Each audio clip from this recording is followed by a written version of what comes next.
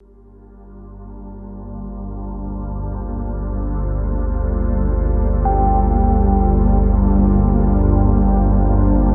the Eastern Democratic Republic of the Congo, many of the women are victims of sexual violence.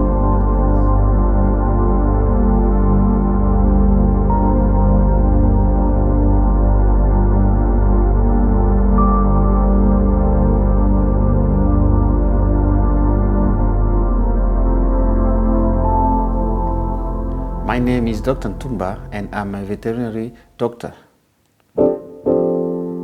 I studied my veterinary science at University of Lubumbashi at the Faculty of Veterinary Medicine. We got people coming from all over, from Cameroon, from Gabon, from Congo-Brazzaville, coming to study there because the level of education is the same as in Europe. So it's not easy to study as a veterinary doctor because you must drop everything in life.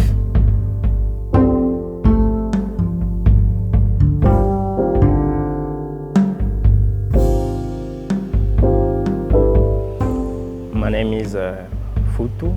I'm a medical doctor. I studied in my country, in Katanga province. Being a doctor, it was a dream. Just the university is 9 years. When I was graduated, I worked where I trained, an agro-pastoral farm. They had agriculture and animals and tourism as well. We had wildlife. I was in charge of the agro-pastoral department, so I was taking care of the animals. I left my country for political instability. I got my first job in the eastern parts of my country. I was working in partnership with the government to support women and children after violence of war. So, obviously, I was in danger because being a doctor, you are a public person. It means the population must know you, and also those who are fighting also, they were looking for a doctor to resolve the problem. So obviously, I was in danger. Why leave Congo DRC? That question is painful also for me because I decided to stand up, speak about why the violence against women cannot stop because it was terrible. After that, it was not safe.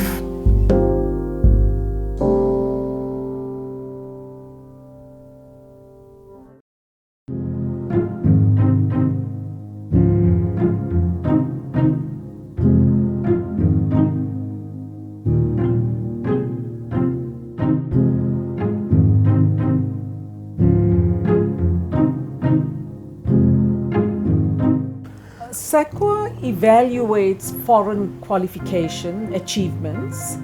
So evaluation essentially means that we verify the qualification, that it is a genuine and authentic qualification, that it was actually received from an accredited foreign institution, and that the person who claims the qualification indeed had been awarded the qualification. And compare it with a similar qualification that is offered in South Africa, and then we place it on a level on the national qualifications framework. And also, we do have foreign qualifications that are held by South Africans. So it's part of our policy that every foreign qualification is evaluated.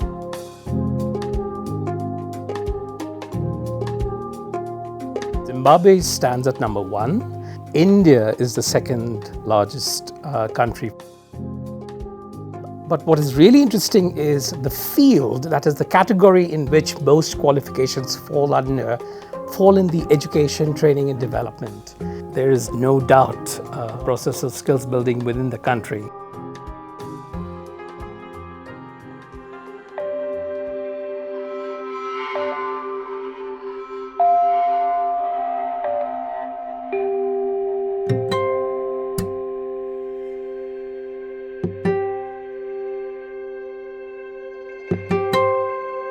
I can't work as a vet in South Africa. First, my graduation must be accredited by the South African Qualification Authority to the Board of South African Veterinary Council.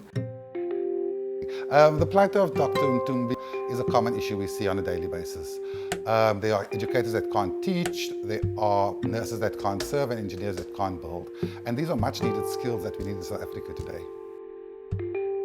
So once an applicant has his qualification recognized by SAQA, another barrier arises, which is the registration with professional councils. All trades, from doctors to teachers, have a professional council that they have to register with in order to work in South Africa. So registering with the professional bodies is virtually impossible for our clients, especially for asylum seekers, because the three main barriers they come across is the asylum seekers can't register with professional bodies. It's very expensive, and the level of English that is required is at an academic level. For the moment, I'm working as a butcher. I was decided to do anything because there is no way to survive.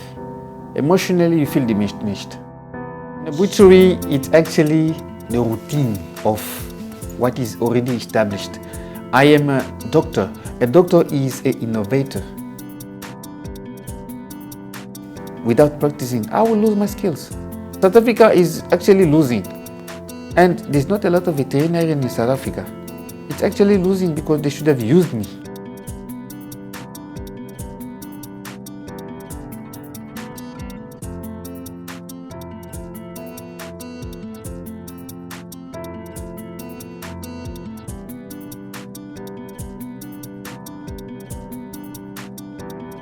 It depends upon the countries and the issues around communication and access.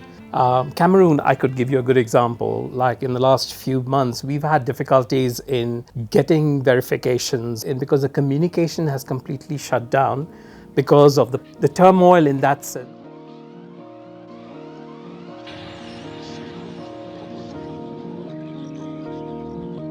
An alternative way of evaluating the qualification where a person can't furnish us with paper documents.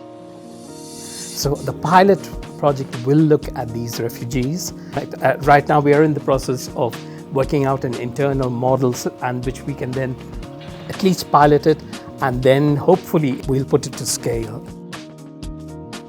I think we live in a global economy. The borders are becoming superfluous. And so we need to move to a direction of global skills recognition. A borderless education practice where there's a smooth articulation of mobility of whoever wants to go where with genuine qualifications is what we're looking for.